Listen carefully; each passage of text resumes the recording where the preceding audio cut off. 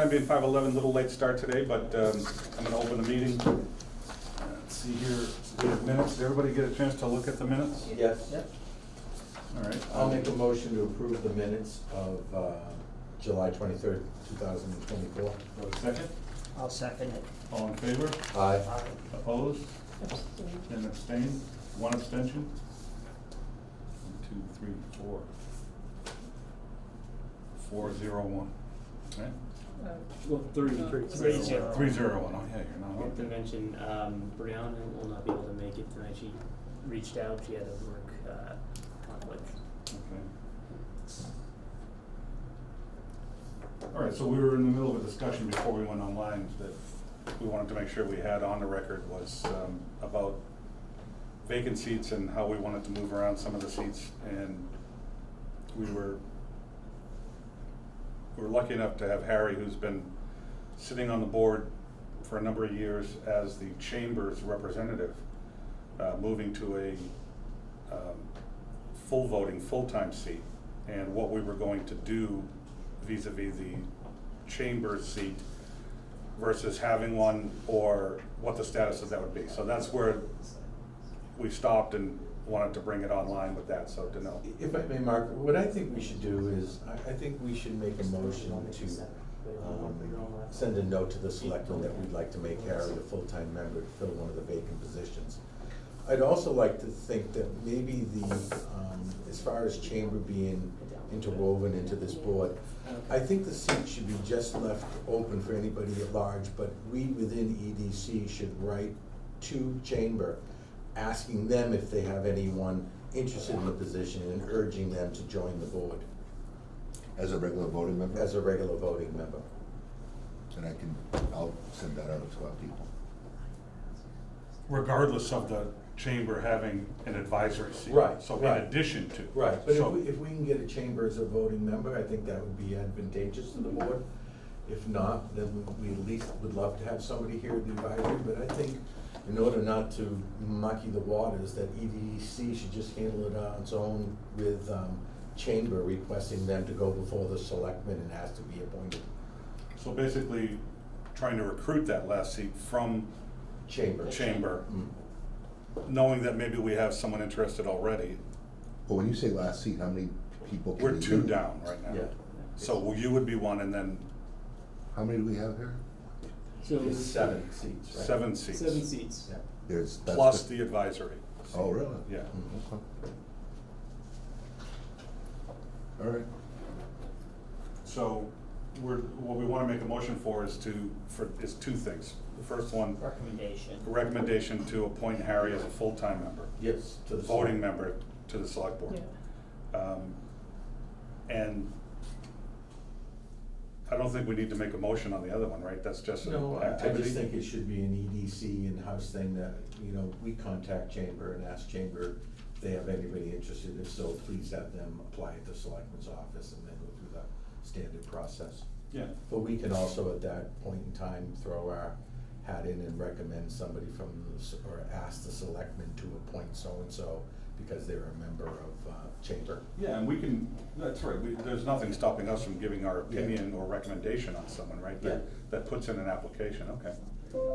Does, would Tom like to, come sit in on a meeting, or is he? Yeah, I texted him this morning and he was like, oh, I got out of Boston until 6:30. Okay, And then I said, are you still interested? He just replied, yes, so all right, good. I'll invite him to the next meeting. Okay. No, Tom's a good guy. Whether he decides to or not, he'd be an asset. So with that motion, I'd like to second it. All in favor? Aye. Opposed? Abstained? Good. I think that'll help get us closer to where we have, you've put out some feelers, we've had We've nothing back. done, I would say 2, 3 people. I had one person reach out as recently as, I think the start of last week. So there are people that have reached out. I've just directed them to the select board's office for filling out the standard application. That's all that's really needed to provide that to the select board. Have you been able to, have you seen anyone take that next step, or you don't know? I haven't heard anything from Okay. downstairs. Would we, though? Yeah, they would let me know. They would, okay. So we're still looking to. Do you still have the contact information for those people that showed interest? Yeah, it was via email, so I had their emails. So maybe, would it be appropriate for Check in. me to just check in and say, hey, you know, is this something that you're still interested in? Are there any questions I can answer for you, or Yeah, I don't see the. just to put it in bed either way? Yeah. Are you still, because we don't wanna get Tom in there, without at least the other people knowing, hey, you know, let's see who we're looking at here, because, you know, they do have a timestamp on when they reached out. Yeah. And I'm not saying I want Tom to have competition, I would just, you never know who's out there that's interested, that, you know, summer gets in the way. Oh yeah, I'll send in my application in the fall, you know, well, so if you think it's appropriate to just give me those emails, then I can just follow up with a quick, you know, is this something you're still interested in? Yeah, I mean, we could definitely follow up. Yeah, Yeah. sounds good.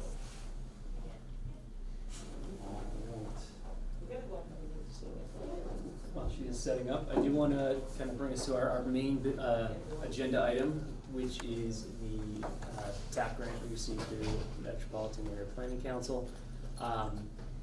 With us is Kurdeep Carr as our consultant. So I've discussed this a few times since we were voted, I believe, in June, I think, not too long ago.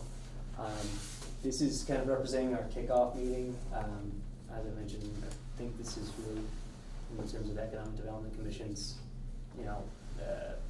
this is where I want this board to kind of fill in and be the steering committee, so to speak, for leading this project.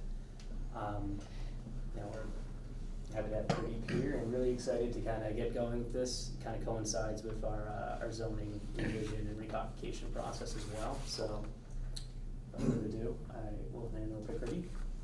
Hi, good evening, everyone. Thank you for giving me the time to present today and for your patience while I figure this out. We are kicking off the economic development study here that's focusing on commercial and industrial zoned, both land and the uses that may or may not always overlap. So this is our agenda, introductions, a project overview, and then I want to make sure that we have enough time for just a discussion, have some questions for y'all, and then we'll go over the next steps in this process. So just, obviously we all know each other, but just for introducing ourselves to Pradeep, I'm Pat Shanes, Community and Economic Development Director. Danelle Murphy, just a board member. Beth Pellick, board member. Kevin Spenley, board member. Harry Mercedes from the Walpole Chamber of Commerce. Mark Romeo, board member. Laura Wachowski, Pets Assistant. Hi, I'm Kurdeep Carr. I'm a senior economic development planner at the Metropolitan Area Planning Council. I'm not sure how familiar you guys are with MAPC, but we are the regional planning agency, so we provide support services to towns and cities across the region. And part of what we do is partner with towns like Walpole, just finished a project with Norfolk, on planning activities that they want to move forward. So what we're establishing here today is that we are the core team that's going to lead this project. MAPC is going to provide the data, the analytics, the research, the findings, and we're really looking to this group here to give us your insights into the town that we may not have, and to help us guide the recommendations to what you think is best, coupled with the findings that we present to you. And the folks on my team, so it's myself and then Angela Brown and Josh Fiala, who are both the economic development and land use managers respectively. And then from y'all, I've been working a little bit with Patrick, a little bit with Lauren, and then where it says applicable town boards and staff, we can get into that in the next few slides of what we mean by that. Look at this, so we're moving forward. So going over just role and responsibilities. So as core team, as I mentioned, we're providing the data collection, analysis, community outreach, and what we're also looking to y'all is to help promote any community engagement events that we lead. If it's a community outreach effort or data collection, looking to you guys to connect us to the applicable towns, town boards and staff. And then when we say partners, that's what we mean by the people basically not in this room, but that we all answer to.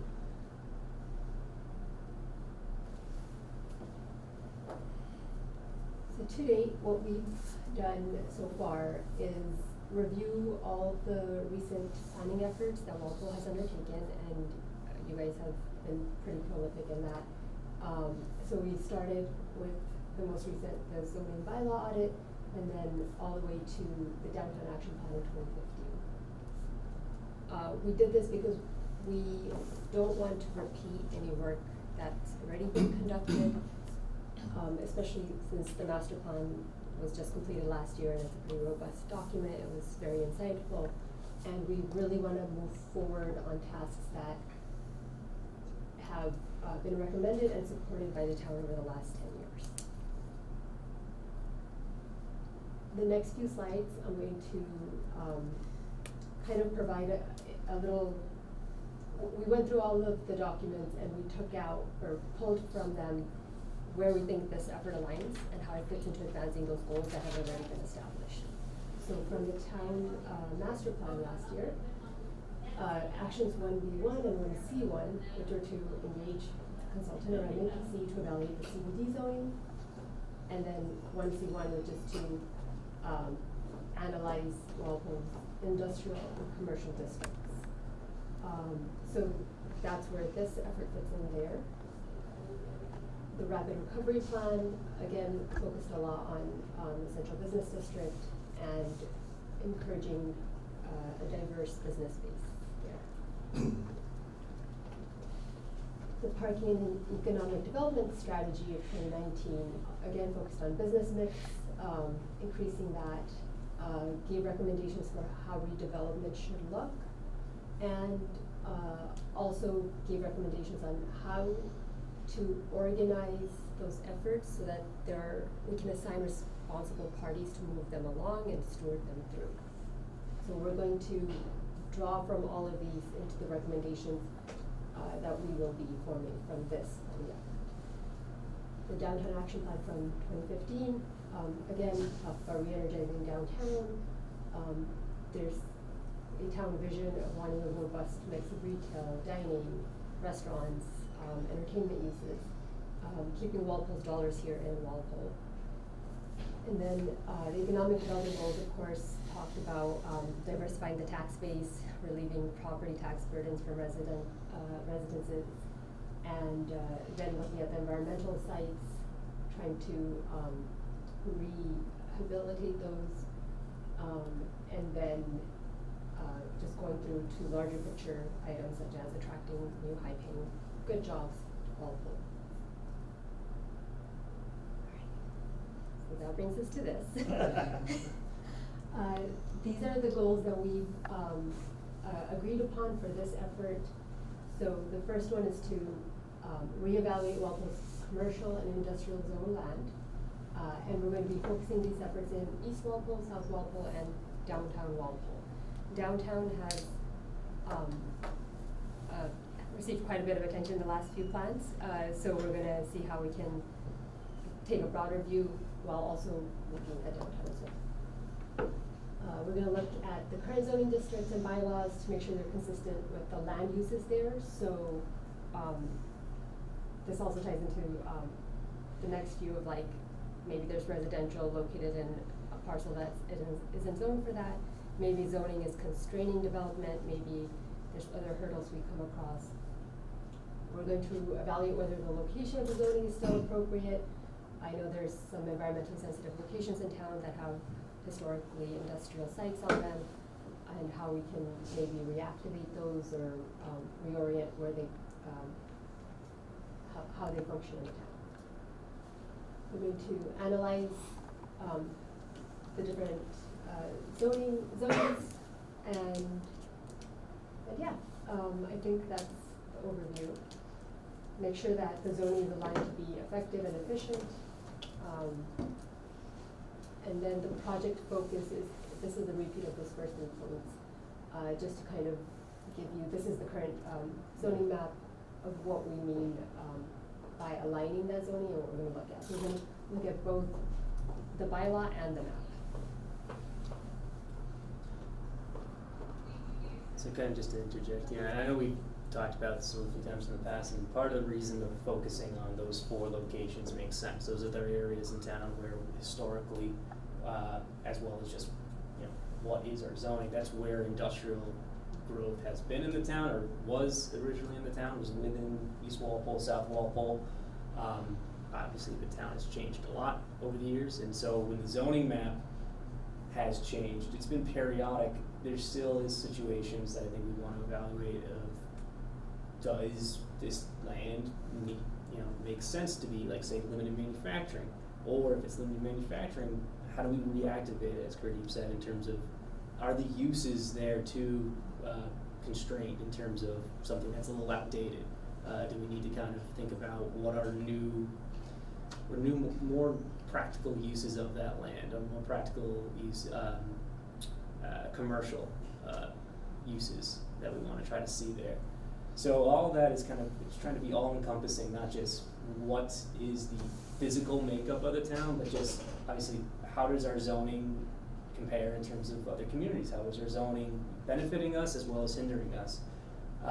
For me, I don't talk about zoning too much, but I do say it's one of those things that really a town can utilize to dictate growth, and dictate the type of growth they want to see. Some, may not always have capabilities of recruitment, or may not have the capabilities as a larger community, but by able to have zoning that is efficient, practical, and just something that's it thinks forward, thinks of the future interests of the town, not just what's happening in the current, but what's happening, what could happen with redevelopment. That's those type of changes that I think we're trying to hopefully gain from this study, is what can we make right now to our zoning, as well as other possible recommendations that we can do to try to improve, increase the tax base and see better utilization of the land we have. Yeah, I mean, I'm sure other communities that are not as slow to react as New England is around the country have seen outcomes that are positive with modern or more trendy ways to zone and to grow your town. So obviously, I think the goal is to find out what those are, and then what our zoning is kind of handcuffing us to, that is not letting us move to what has been working in other towns, other communities, and other parts of the country. I'm sure that the list will be long as to what might be handcuffing us and slowing not just Walpole, but a lot of New England communities down in terms of what would be considered progress or more positive outcomes, just by changing the zoning to allow certain things. So yeah, I think it'll be eye-opening for sure. I like the reference you made, especially to like looking at states outside New England. I wasn't thinking that initially, but I think the way you brought it out, it makes sense. We have a lot of, we do things a little differently than the rest of the country, especially when it comes to zoning. And so trying to step back and see what works, what doesn't, and a lot of New England, especially Massachusetts and where we are, is already developed. So we're thinking of redevelopment. We're smaller communities in terms of just, we have higher density. We have pre-existing non-conforming uses. So it's tricky, but at the same time, I think it's a great. Well, I think the good news is, because we're not on the cutting edge of that, we're on the cutting edge of a lot of things, but certainly we've got 260 years of very, very conservative, slow-moving ideology in that respect. But I think the beauty of it is we can see positive outcomes. We don't have to guess, because we can see it in other parts of the country. So it's not like, will this work? We don't know. Yes, it's worked here, here, and here. This is very similar. We think it could work here. And then, I think it opens the door to some I don't know, less worry about what you're doing. You know, progress is always the demon of New England, right? No. You know? So yeah, I think it's about time, really. I'd be very interested to see what is holding East Walpole in particular back, because I'll tell you, I love East Walpole, and it's been the same since for 60 years, it's been 100 years, it's been the same, it hasn't changed, so it'd be very interesting to see what we come up with. Sorry to interject and take some time. That's good. Yeah, and this doesn't have to be one way at Yeah, all. we can have discussion. Yeah, feel free to interject, please. Patrick opened the door for me, he knows that's something. Peter, how do you feel that Walpole is with all the studies that we've done in the past? Do you think we've done enough studies to get us up to speed, or is there more work that needs to be done in order to move forward with what we're trying to attempt? I mean, with all the past studies we've done and recommendations and things like that, you think we'd be able to take all that into it and then be able to move forward and actually have an action plan that might be able to be carried out? Because I was part of the master plan, and I was involved with that. I was on that committee and everything. There was a lot of good recommendations in there. And recommendations is easy to do, the hard part is implementation. And that's kind of where we seem to get bogged down. And I think our biggest bog down is in the zoning, and getting the zoning cleaned up and getting the zoning up to date. Not as much as uses as well as requirements for those uses. You know, parking requirements and setbacks and stuff like that. You know, we have I don't know if you probably know better than I do that we're probably not unique where, like in the CBD district, we have small lots with small buildings on them now, which are some of them mostly mixed use, which will have retail on the first floor, 1 or 2 apartments up above. And those are the hardest people to get to renovate and redevelop because there's no incentive, because they're gonna collect the same amount of rent no matter what they do, whether they redevelop or not redevelop. So there's no incentive for them to redevelop. And for the town to really, you know, get up to speed and do some development, there's gotta be something that helps those people along, because it's not gonna happen unless something helps those people along. And, you know, I'm sure other towns our size and from New England have the same problem. You know, there's small lots with small buildings on it, and it's just not financially feasible to move forward with doing the redevelopment. Right, I mean, East Walpole is an absolute example of that, where it's boom, boom, boom, small lot, small building, but side by side. And why would they change? Even with a zoning change, where's the incentive? So yeah, Donnell, you're right. But we are, I feel the downtown here has been moving somewhat forward. We've got a lot of new development with mixed uses. Problem with that is a lot of the commercial on the first floors never gets taken, it sits vacant, which kind of slows it down a little bit. And I don't know, that's you know, kind of come into play. And you were talking about coming up on trendy.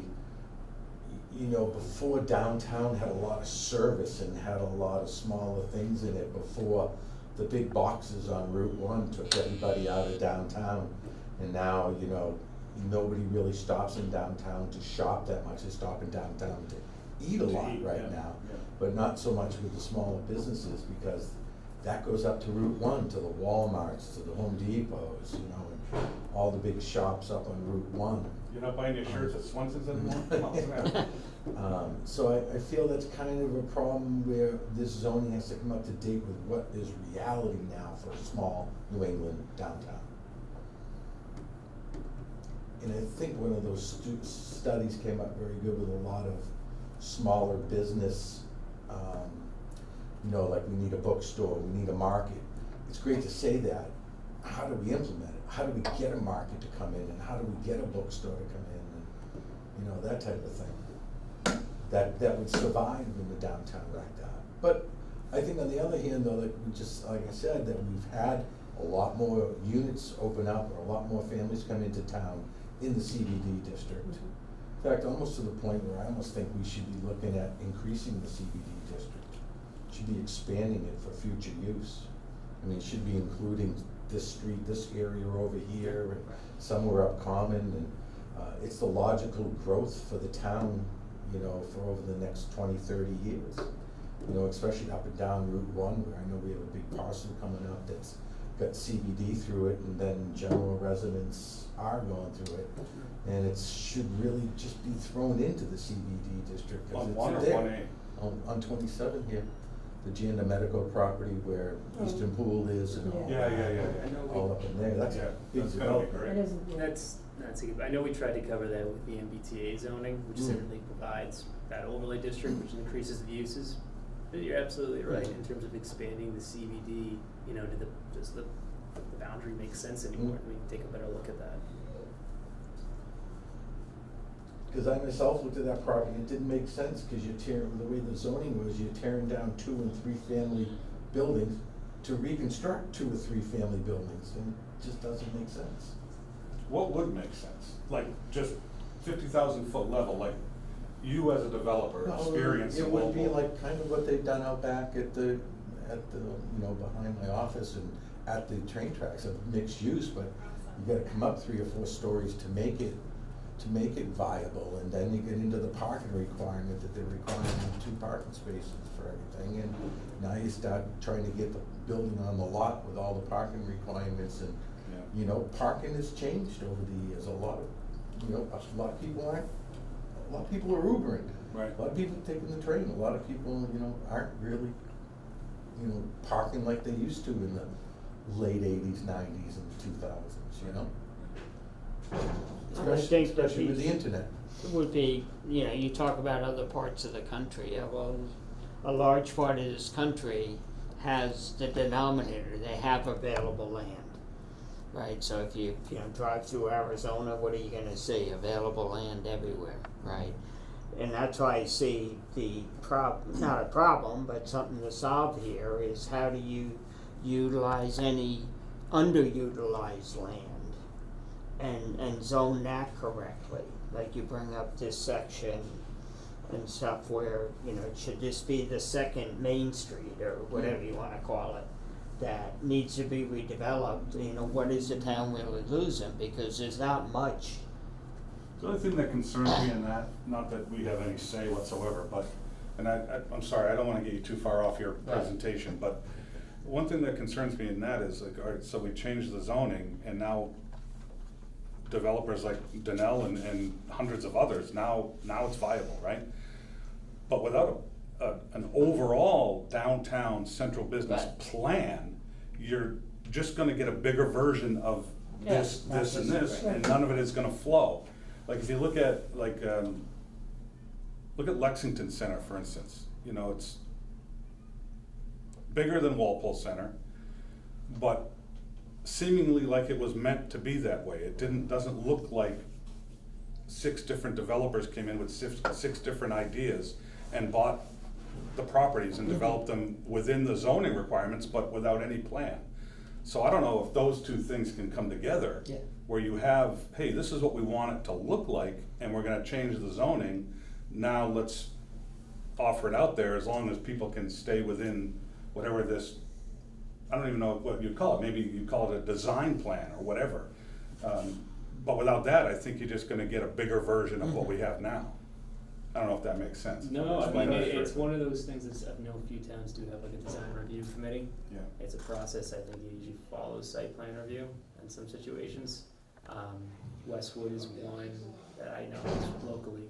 But that is kind of where you're talking about, I mean, towns will have like a design, guideline, so to speak, for their downtowns, but that's usually recommendations, and so how do you enforce that? Yeah, and so this conversation, a lot of the neighboring towns are also having it, so again, low risk when you take on these changes. And yeah, incorporating these things into the design standards Yeah. can be part of the bylaw, so it's enforceable. So you don't have only big box developers who can take advantage of new zoning.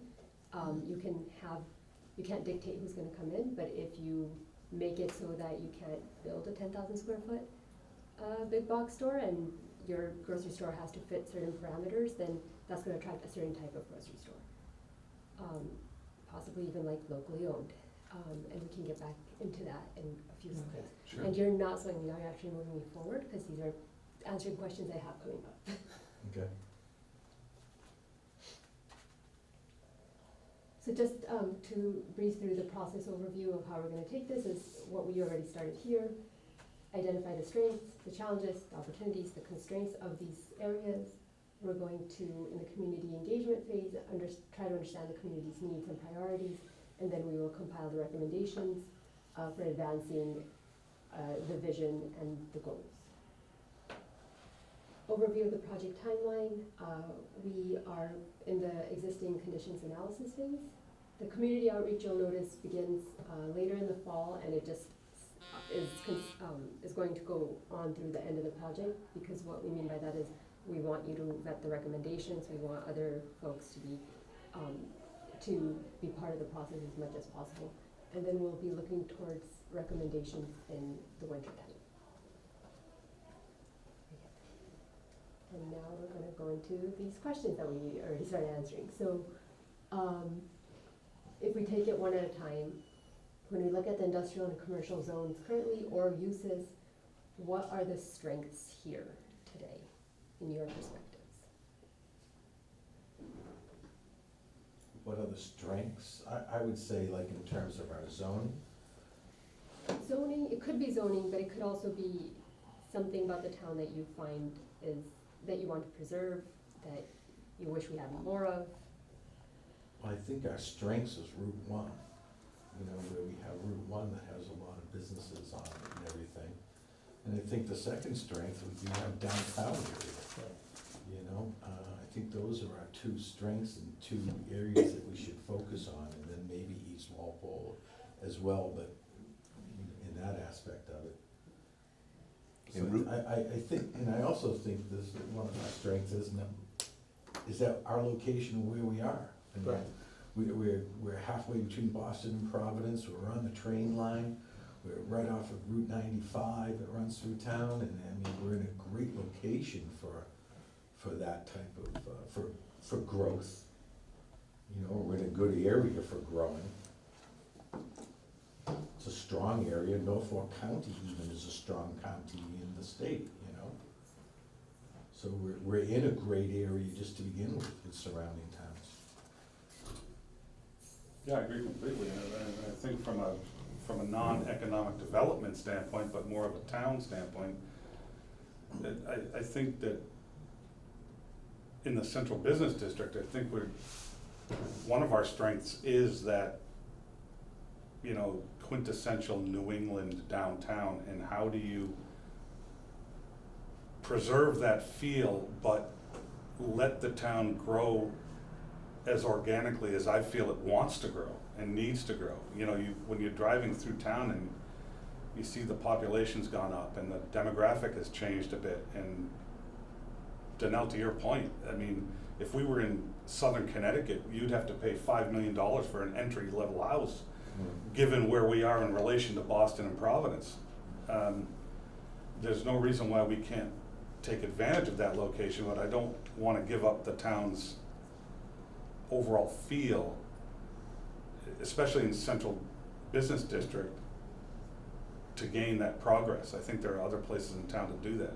I mean, I think East Walpole could be another central business district, and I don't just mean zoning wise, because I think it's already zoned to some point like that, right? So it's zone business in a few sections, for sure. So there is, I think there was like the East Walpole parking exemption. So they do kind of have a similar parking exemption for new commercial uses, similar to how the downtown has. So that was, I think, whenever they established that, that was trying to kind of increase economic growth by being like, hey, you can build here. There's not a parking requirement. We already have existing street parking.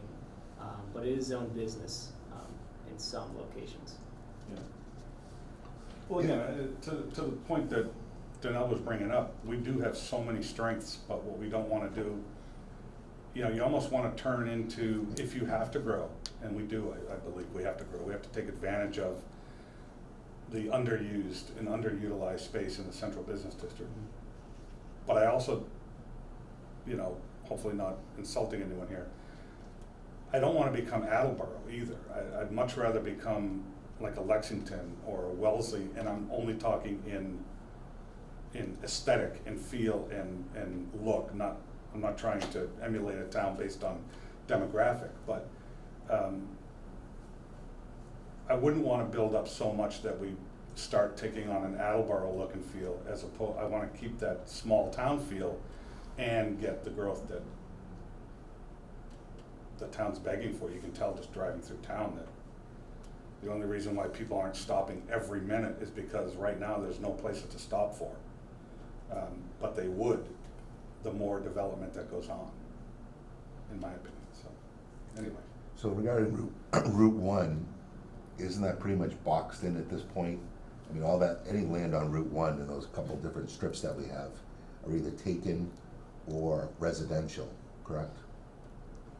For the most part, I mean, right before, Large parcels left, aren't there? I don't believe there There might is. be a little bit down by South Walpole, but Yeah. then again, some It's- of those properties that are down there are like under use. There are a few, I was just gonna say, it's like- probably, I guess, if we're talking about challenges in, for the highway business district, there's a lot of areas that we split with, between us, Sharon, and Foxborough. Right. And so that does kind of become a little bit interesting when a developer comes in and they have to work with both towns. Right, but when you So- say under use, are you just talking about like there's an old property there or? No, but I old mean, business? you have up on the Route 1 like a tree company that really doesn't need to be on Route 1. It could be more of a retail type use, that type of thing, you know? Yeah, but it, I don't know, that looks nice along with the basement place, the, water, what's it called? Dry Creek. Dry Creek, so that's definitely improved the look Yeah. up there. But it looks like anything on Route 1 would have to be just reused, anything that's existing, a big company would have to come in, buy them out. Like, you know, the guy that has the he's an auto mechanic, it's got cars everywhere, and he's actually spruced up the place a little bit lately. Where? Cook Cycles? The cycles Cook one, Cycles, yeah.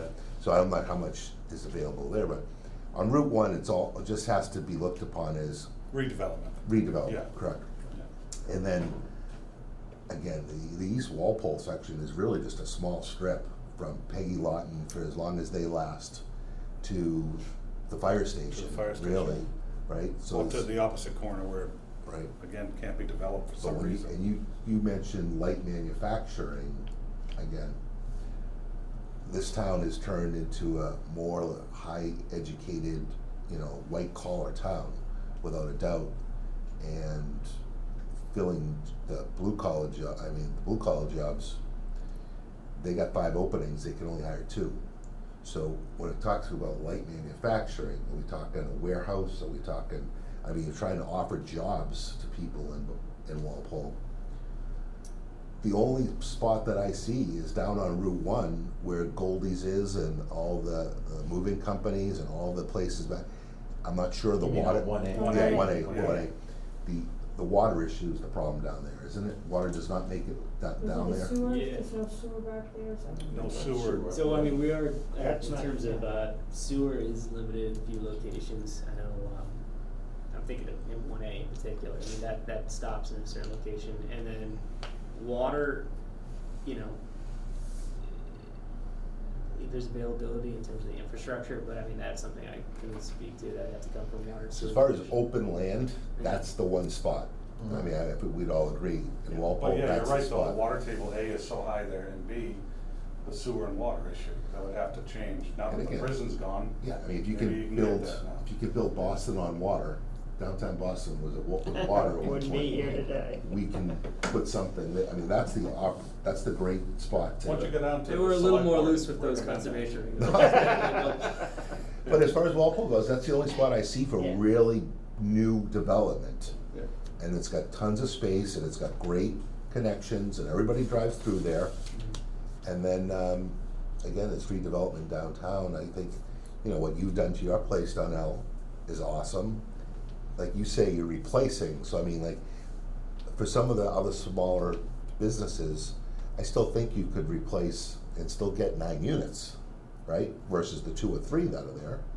Well, I'm particularly thinking on East Street there, Oh, okay. and it's an eyesore down there, and it's a problem, and with the zoning and those lot sizes Right. down there, even downtown on you know, the TD's building and Harney and all those little buildings up there, they're all in the same boat. Right, and that's, we've talked about that extensively in regard to those, all three need to come together, tear it Yeah. down one guy, and he puts up a good spot, like a good marketplace, and then 25 units up above or something.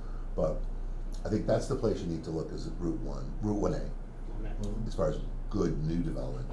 And then just a little pet peeve of mine, because I'm all for, I think, Route 1A coming out of the section of the downtown both ways to a certain point, turning into more light business, like dentists and doctors and lawyers, having those, I remember in Rosendale, all those old Victorians turned into those type of businesses, which is great. I'd love to see more of that.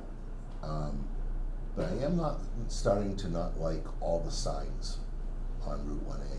We're starting to, because we have this rule, the sign can only be this big by this big, which is actually pretty big.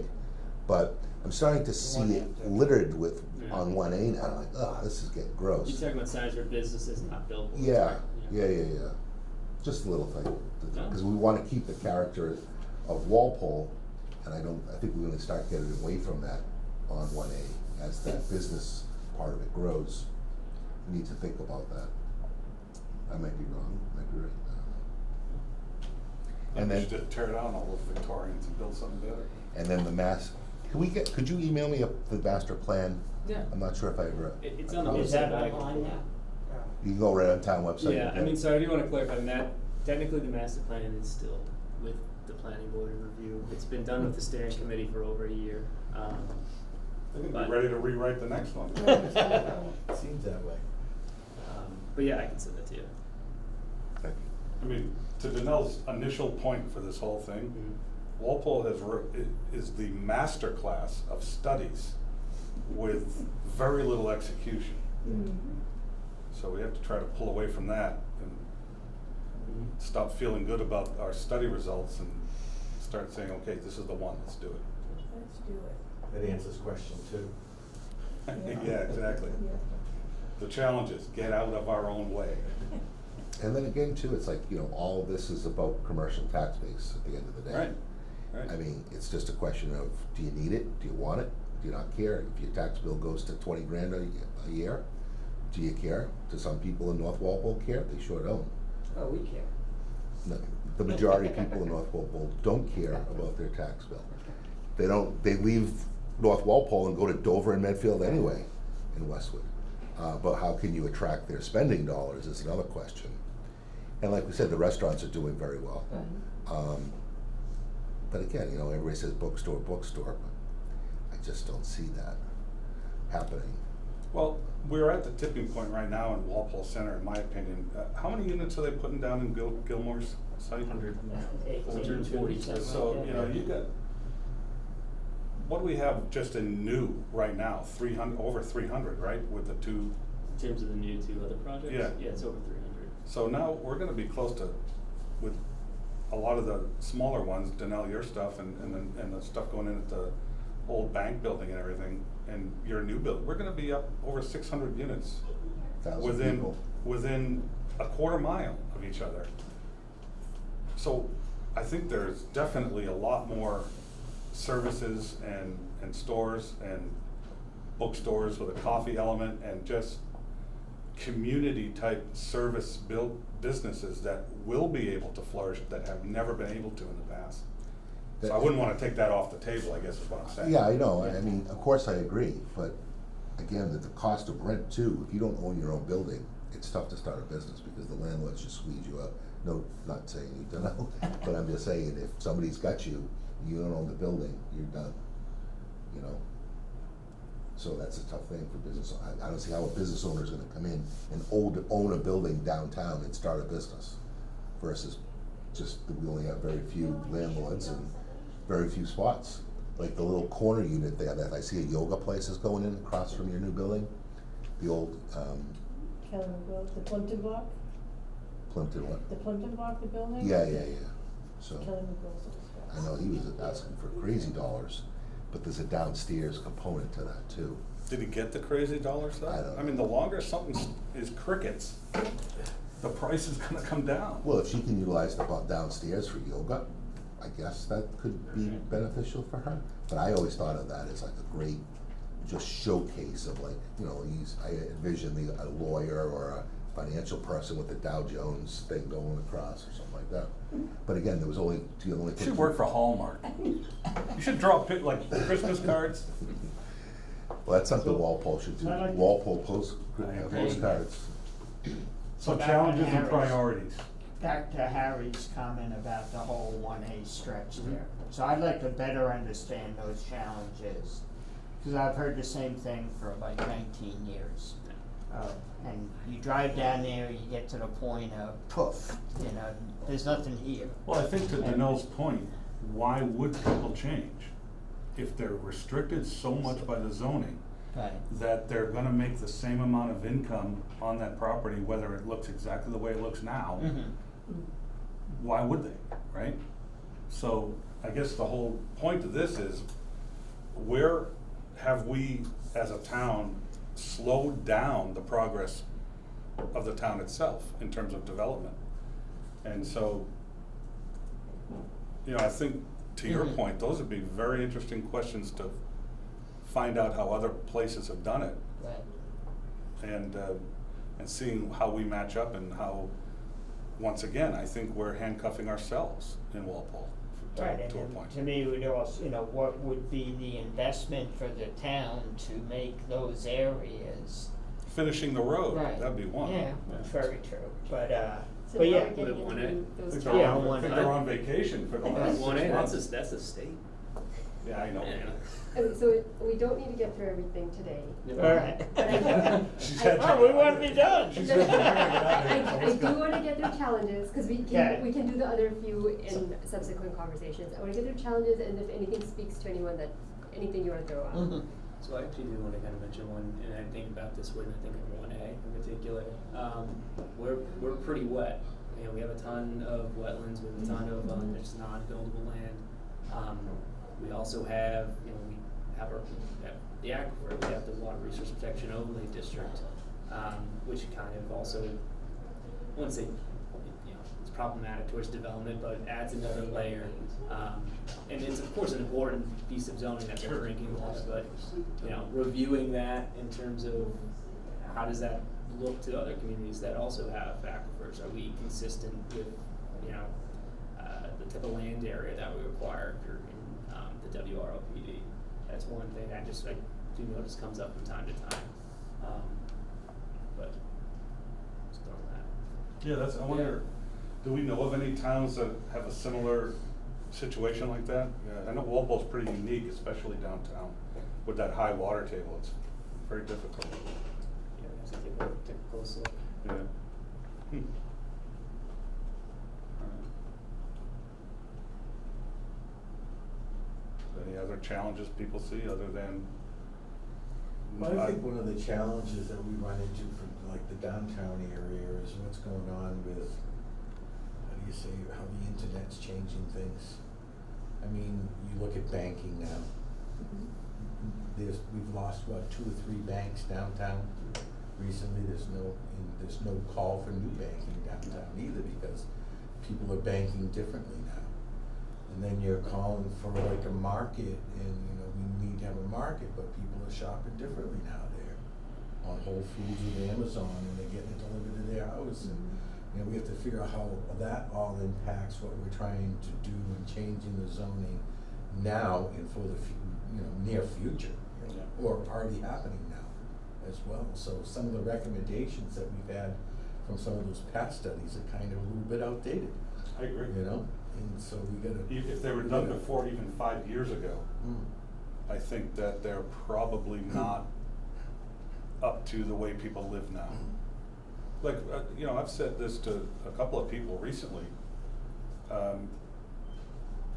I guarantee you, if Brothers Market in Medfield Center knew what Walpole Center was gonna be, they would have come here, because they're gonna have 600 apartments where people really wish they could walk to a market like that and then walk home. So, you know, I think that type of, you know, what do other walkable central business districts do with their zoning to draw businesses that can take advantage of that demographic. And I think we're way out of touch with at least what we've written in the past in being able to deal with that. So it's gonna be very interesting to see what the consultant comes up with in terms of where we are falling behind and what I would like to see as more of a walkable to your services center of town. Because the only reason people, I live right downtown in one of the buildings, and I can't tell you how many people are going out and walking their dogs every night. They're going out for, it is bustling. And yet they have their food stacked up and delivered to the front door with DoorDash and everything else. Well, it's not like they're not going out and walking. So then why are they having their food delivered or their groceries delivered? If they could walk into a small neighborhood grocery store like Brothers and then walk home, they would. I guarantee you they would. They're not old like me, man. And I was just thinking of that, I like Brothers and stores like that, like the Islington, Westwood used to have a little market. But again, it's like, right, I think people would rather go on Stop and Shop website and have it delivered because of the price level. You go into the Brothers and try to buy anything, it's two and three times more because of the small supply and demand. I don't necessarily. I don't think it'd be worthwhile. That's why you're saying those people getting all this stuff delivered, because it's easy and it's still cheap, versus if they have to walk another half mile to a Brothers Market and pay 3 times the price. I'm not sure it's worth it. Well, I think in the two buildings we're talking about, I don't think they even look at the price.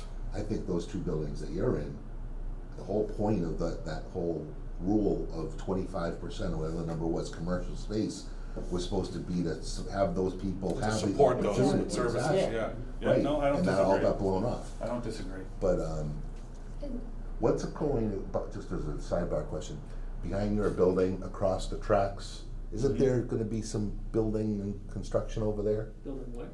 So if we go down, Behind Union West? yeah, behind, On the across other side of the Oh, tracks? yeah, Other side of the that's, tracks. That's another mixed-use building. Another mixed use, Yeah, it's with planning board, 95 units, so another 95. 8 tenant spaces, I believe. Is that off of West Street or off? Yeah, so No. if you go past Big Union bridge. West, Yeah. it's right on the other side of the bridge. It's where Oh, no, it's where so Dry Creek used to be. Yes. I thought you were talking Is that about what you're talking behind our building. Well, I thought if you go, here's Dry Creek, right? Yeah. And you have to like go into a Oh, U-turn. yeah, go up and around, yeah, I know where There's exactly. another big The commercial pottery spot place was there. back No, that now is like a bunch of, like, State agency? Oh, No, you mean they're off like- of Old West. there's a bunch of kitchens it's- back there where they. Yeah, it is. It's The an intense barbecue kitchen. place. The barbecue place, but there's also a bunch of different kitchens in there Yeah, where they that's- deliver Their model food. is they have a bunch of, I think it's like 10 different Where you like can come in and use. rental Commercial kitchen space. spaces. Yes. So you have a couple businesses that are trying to, start there rather than rent or have a storefront. They're So- just going on the delivery model, and the Yeah. pickup model, and it's Yeah. great. But and that's not, actually great not- that that already exists, because Yep. some towns have zoning that's so restrictive that would qualify as manufacturing. Wow. Really? Yeah. Yeah. So, and who do they cater to? I mean, there's. it's all so there's delivery, food- there's food trucks. pizza, there's Oh, Mexican in that's where there, that pizza place is. Oh, is that I see it. Lenny's and, Yeah, yeah, right. and Lala's, This is actually Mexican? That's not within the central business district. That's technically zoned industrial, I think, which is why that's not it's kinda, CBD, right there? It's outside. Well, that guy got You spoiled, know? right? Right You there. might Go back to that commercial place. kitchen. Yeah, I know. People Yeah, Let's yeah. see. use It's them. too. Oh yeah, it's way too small. It might be right on the edge of it. Interesting. So, my question is then, what are you talking about with behind? Are you thinking that they're gonna do something with that building and get rid of it? No, Replace it? I was just trying to remember that, I guess what we were talking, when I took the U-turn thing, I remember I went up there for some reason, I was like, geez, I never even knew this was here, and it's pretty large Yeah. site plan, and then, actually, when I was looking at the old Dry Creek, I saw that's been overgrown. Yeah. I just, Yeah, I no, just figured they they've were gonna already sell. approved that. No, it's still before the planning board. Is it really? And that's the one Thought that's gonna that be a was a done bunch of deal. more units? They actually, so they came forward with this different plan back in 2021. That was approved. That was for, I think, like 22, 24 Yeah, live duplexes or something, workspaces. right? Yeah. And so they decided to go back with a different plan, which is the 95 unit building.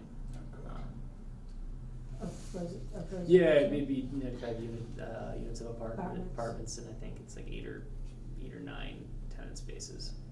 Commercial? Commercial, yeah, so commercial first. And are the Down to the other. condos or town, are they for purchase or rental? Which one's this? The one? that The, you said? the Dry Creek Oh, I have no idea. You don't know? I think it's apartments though. Yeah. for rent? So now we're up to 700. I'll take that It's more like 550. I'm going to. with, I'll have to do Gilmore's? I'd have to add it up. I think it's around probably about 500. Between the three, Gilmore's, the two buildings that are pre-existing, if that 95 unit building is approved, it's close to that 500 number. Alright, so we'll put 200 more where Danello's gonna buy where the pool place is. Call it a day. Easton Pools, what is that? Okay, I'm going to just go through the rest of the presentation, but Sure. In other words, can return to this. everybody Yeah. shut up. I don't think I'm I'm alone. not interrupting. No one ever It's the most polite way to say hurry up. Yeah. I just want to touch on the community engagement aspect of this. We supported Walpole to apply for a grant from the Executive Office of Energy and Environmental Affairs. We're waiting to hear back. So basically what that means is if we get the grant, then the community engagement component can be much more scaled up, and if not, we're still going to have a community engagement component, but we just wouldn't be able to have it be at the larger level.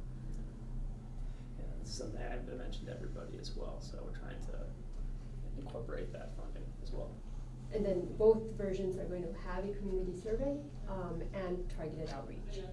And just a few questions on the community engagement component. MAPC is a mission-driven organization. We center equity in all of our projects. And a lot of towns will ask what that means. We have a racial equity, diversity, and inclusion statement that's part of all of our contracts. And equity means, well, those are the definitions we've decided on, but it looks differently everywhere we're working, right? What this also emphasizes is maybe it means bringing in a diverse range of businesses, diverse restaurants, supporting small business owners, supporting small landlords, so they also have an opportunity to develop and grow. And so that's just gonna be key and central to our community engagement component and the recommendations that we make.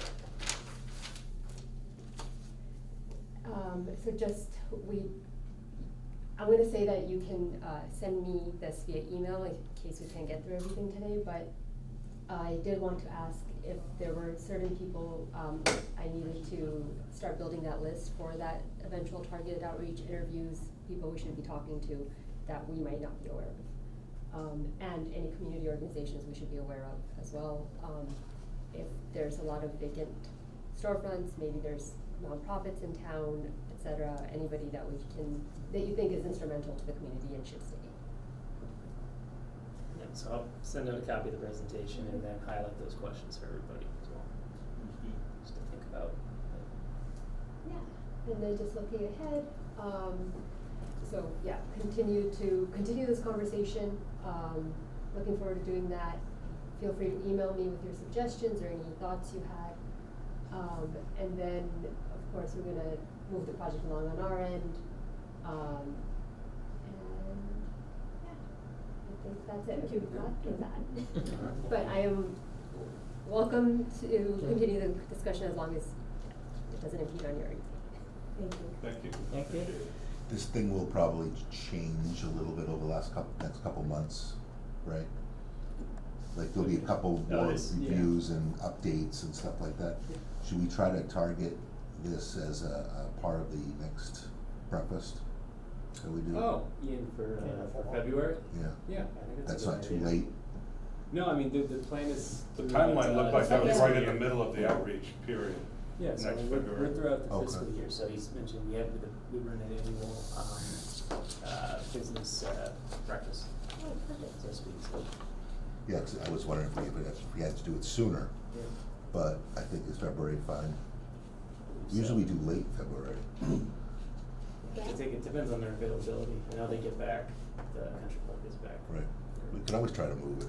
True, yeah. And we're happy to, like, that's exactly the kind of information we need, so that's a key opportunity for us to engage the community. I think that'd be a That's great, actually area for you to speak at. Yeah. And that would help get response. In terms of, small business owners, that's huge. Maybe if they could shorten that to 10 minutes, a real quick thing for the next town meeting in the fall. Oh, in terms of review of what we're doing? Yeah, Yeah. At town meeting, yeah. they'll allow that? Do an update like that at town meeting? I don't see why they couldn't allow it, but people have been voting on zoning and everything like that. They might as well be seeing something like this.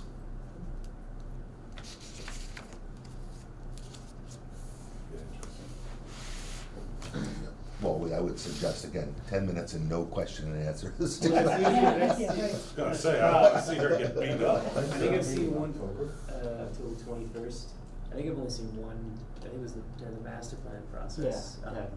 Phil had spoken just to give an update of where Where master they're plan at with was. master plan. Yeah, there's usually no questions, it's usually more or less just Just what's lights. going on. Mhm. Yeah. Is there a spring town meeting as well? Yes. Yeah. I think that would be more appropriate timing wise. Just so that by then we have some consensus on where this is heading and. I mean, if the goal were to be reach out to get connections, comments, questions, if you go to town meeting, you'll get a ton.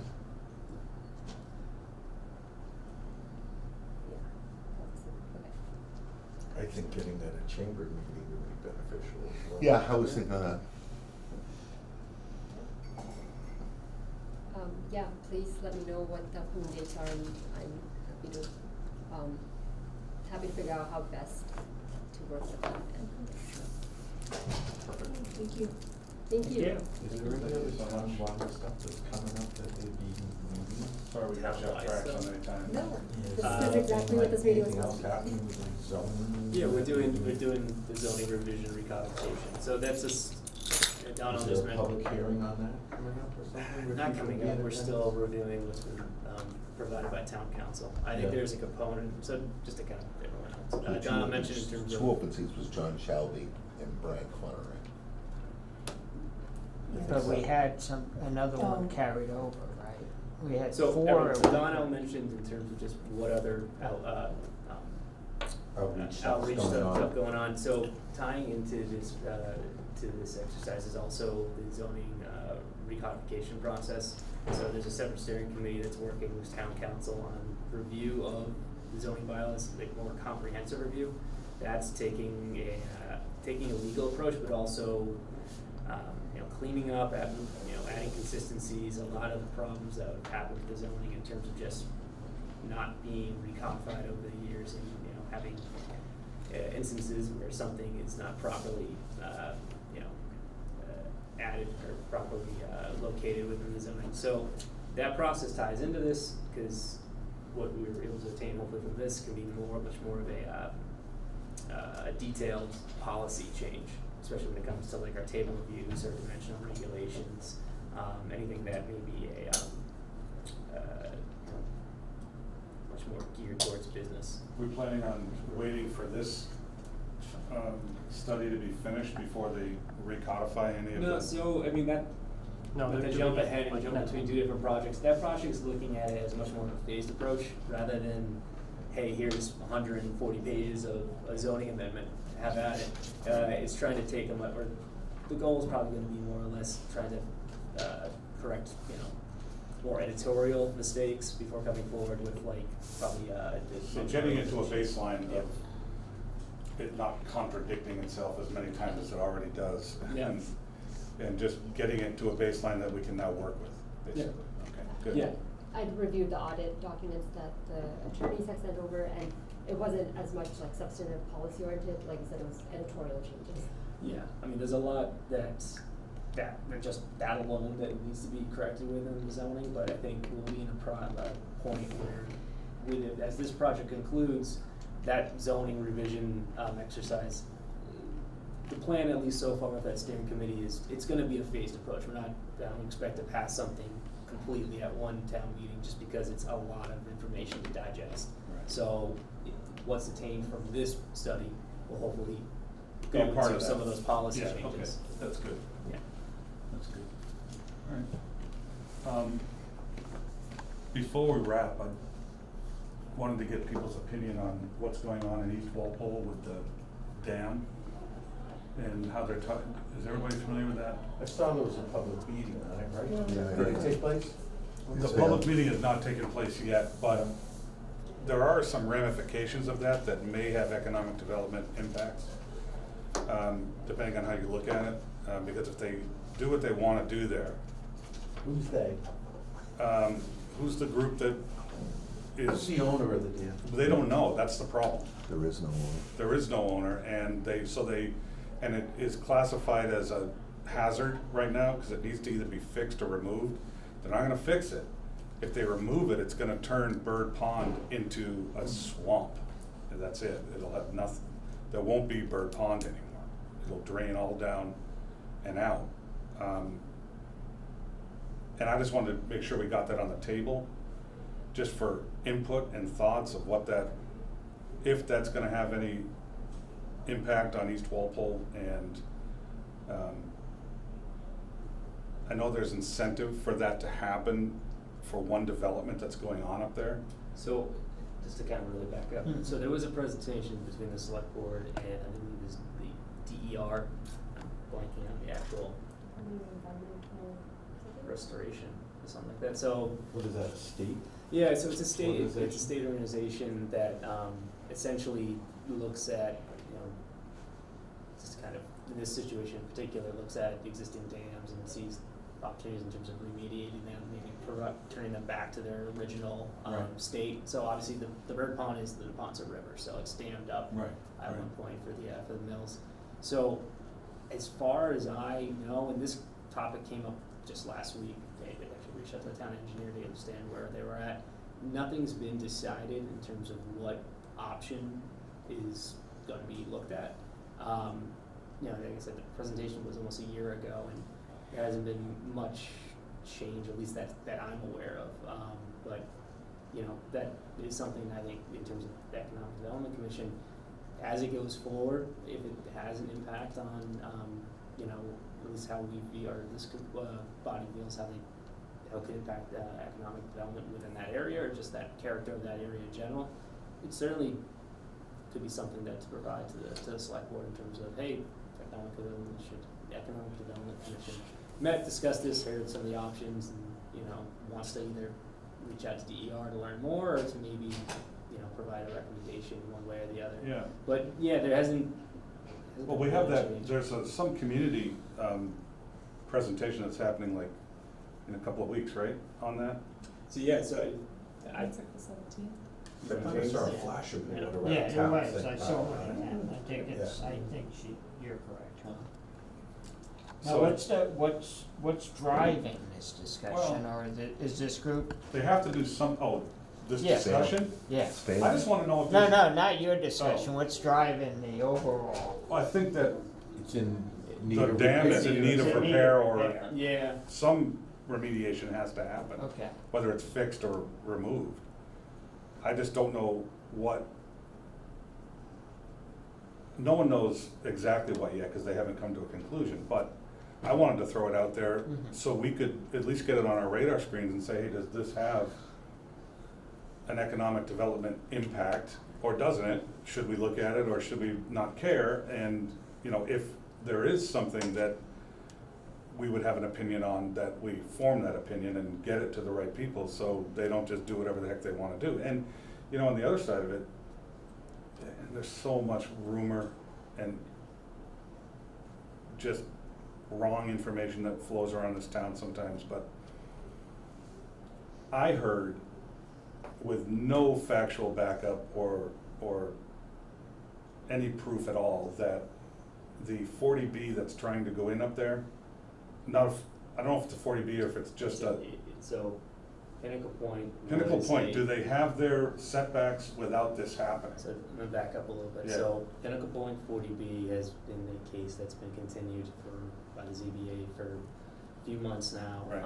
The reason being is the developer was working, or at least discussing with the neighbors, potential coming forward with a project that would comply with the town zoning and would be more or less a market rate project or a smaller project in terms of units.